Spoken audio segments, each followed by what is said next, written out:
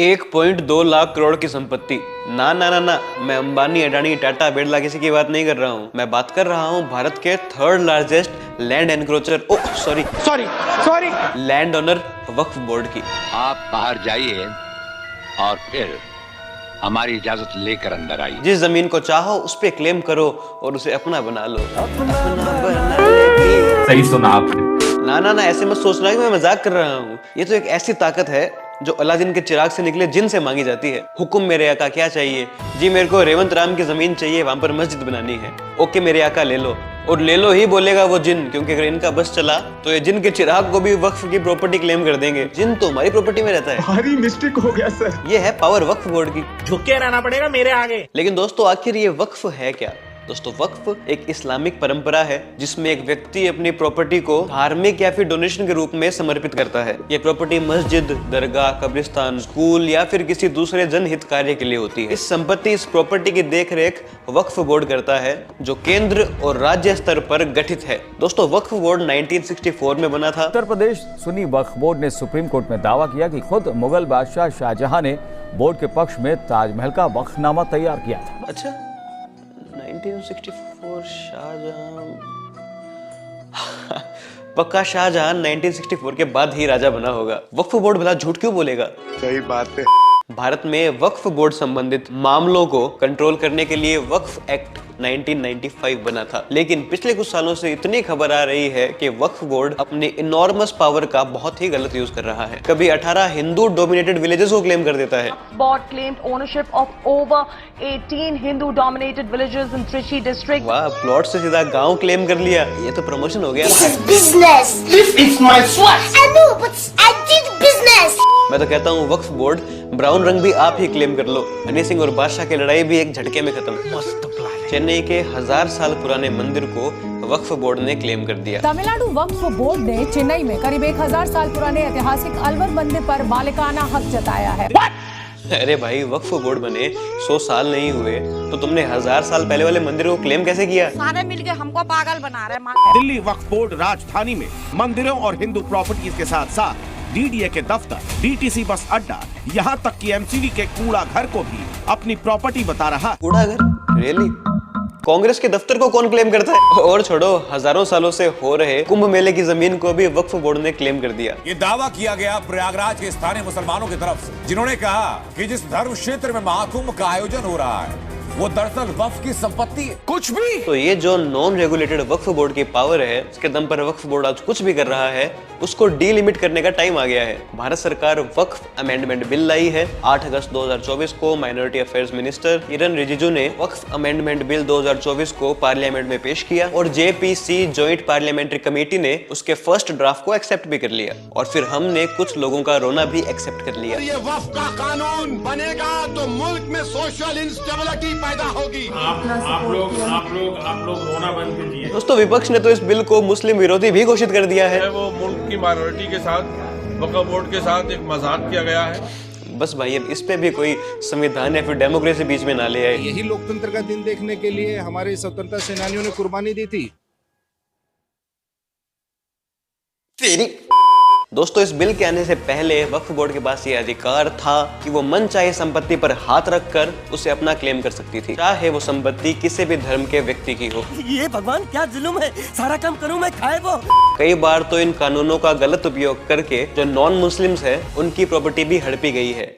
Edit, कई बार नहीं, काफी बार। लेकिन अब वक्फ को कोई भी प्रॉपर्टी क्लेम करने के लिए पहले 90 दिन का नोटिस देना पड़ेगा। वह नोटिस अखबारों में और गवर्नमेंट पोर्टल्स पर प्रकाशित किए जाएंगे। इस बिल के बाद वक्फ संपत्तियों की सारी जानकारी को एक केंद्रीय डिजिटल पोर्टल पर उपलब्ध कराया जाएगा, जिस कारण संपत्तियों की जानकारी आसानी से लोगों को प्राप्त होगी और पूरे भ्रष्टाचार पर एक रोक लगेगा। ये बिल विमेन एम्पावरमेंट पर भी काम कर रहा है, स्पेशली माइनॉरिटी कम्युनिटी के महिलाओं के लिए। अब वक्फ संपत्तियों का उपयोग मुस्लिम विधवाओं और तलाकशुदा महिलाओं के भरण पोषण के लिए भी होगा और वक्फ बोर्ड के मेंबर्स में महिलाओं का होना भी कंपलसरी होगा। फायदेमंद नहीं रहेंगे बल्कि वक्फ को बर्बाद कर देंगे।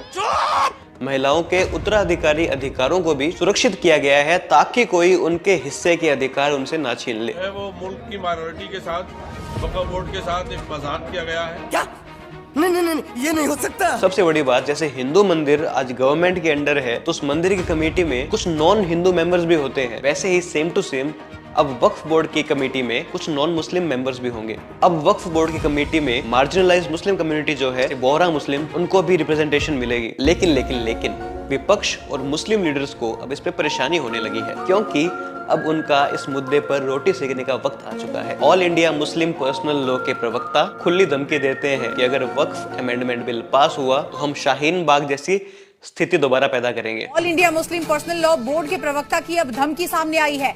वक्फ संशोधन बिल 24 पास हुआ तो पूरे देश को शाहीन बाग बना देंगे। ये सब क्या देखना पड़ रहा है? Wow, very peaceful. विपक्ष का कहना है कि यह बिल मुसलमानों के धार्मिक अधिकारों पर एक हमला है, जबकि पूरा बिल ही मुस्लिम समुदाय के हर कम्युनिटी को उनके अधिकार दिलाने का काम कर रहा है। दोस्तों, तमिलनाडु में वक्फ बोर्ड ने 1500 साल पुराने मंदिर की जमीन पर क्लेम कर दिया था। कर्नाटका में वक्फ बोर्ड ने 53 ऐतिहासिक स्मारकों को वक्फ की प्रॉपर्टी क्लेम कर दिया था। केरल में 400 एकड़ की जमीन पर अपना दावा करके वक्फ बोर्ड ने वहां के ईसाई समुदाय को वहां से माइग्रेट करने की कोशिश की थी। दोस्तों, सच्चाई ये है कि वक्फ बोर्ड की मनमानी के कारण आज दूसरे धर्म के लोगों को सफर करना पड़ रहा है। ये तो बहुत बड़ी बात है कि भारत सरकार वक्फ बोर्ड को पूरी तरह खत्म नहीं कर रही है, सिर्फ डिलिमिट कर रही है।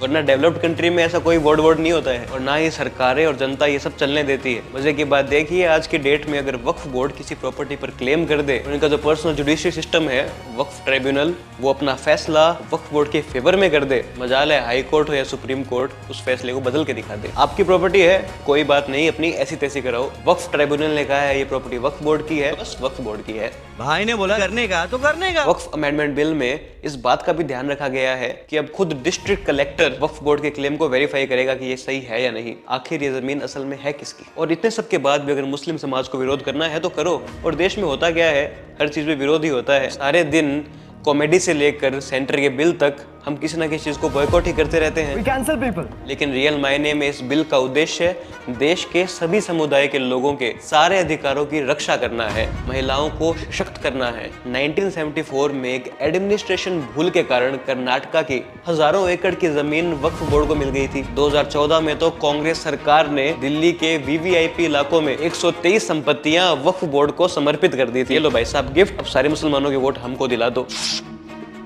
कुछ मत बोलो, सेकुलरिज्म। कुछ टाइम पहले तो वक्फ बोर्ड ने बेट द्वारका के 2 आइलैंड पर भी क्लेम कर दिया था। अरे भाई साहब, अब कृष्ण भगवान की जन्मभूमि पर भी क्लेम करोगे? ये मैं नहीं बोल रहा हूँ, ये हाई कोर्ट के जज ने बोला था। अब सबका ओपिनियन अलग अलग हो सकता है, लेकिन मेरा मानना है कि भारत देश में जहाँ हम डेमोक्रेसी की इतनी बातें करते हैं, जहाँ हमारे विपक्ष सारे दिन डेमोक्रेसी संविधान की बातें करता है, वहाँ ऐसे वक्फ बोर्ड की जरूरत है नहीं। हमारा देश संविधान से चलना चाहिए और हमें भी ऐसे बिहेव करना चाहिए जैसे बड़ी बड़ी कंट्रीज करती है। उनको देखकर हमें सीखना चाहिए। हाँ, हम इतिहास में बहुत महान देश थे, लेकिन देखो आज हम कहाँ हैं, दुनिया के मुकाबले कहीं भी नहीं है। पब्लिक ट्रांसपोर्ट देखते ही हमारे मन में आता है कि इसको तो मैं तोड़ देता हूँ क्योंकि इस पे मेरे पैसे नहीं लगे हैं, किसी ना किसी का नुकसान हो जाएगा। तो हमें अभी अपनी सोच आगे बढ़ाने की बहुत ज़्यादा ज़रूरत है। इन सब मामलों से बाहर निकलते हैं। और आपका क्या ओपिनियन है मुझे कमेंट सेक्शन में बताइएगा। चैनल को सब्सक्राइब कर दीजिएगा, वीडियो को लाइक कर दीजिएगा, एक कमेंट जरूर छोड़ के जाइएगा। मिलते हैं नेक्स्ट वीडियो में। जय हिंद, जय श्री राम।